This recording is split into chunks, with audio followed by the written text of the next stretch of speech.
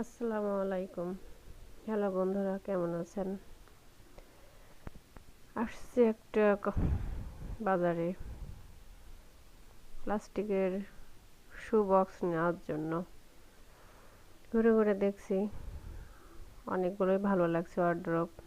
এটাও বেশি চয়েস হয়েছে, এই বক্সটা নেওয়ার জন্যই ভালো লাগলো। অনেক ঘোরাঘুরি করলাম, এটাই চয়েস হলো। অনেকগুলো ঘুরলাম, দেখলাম, ভালো লাগছে দেখতে।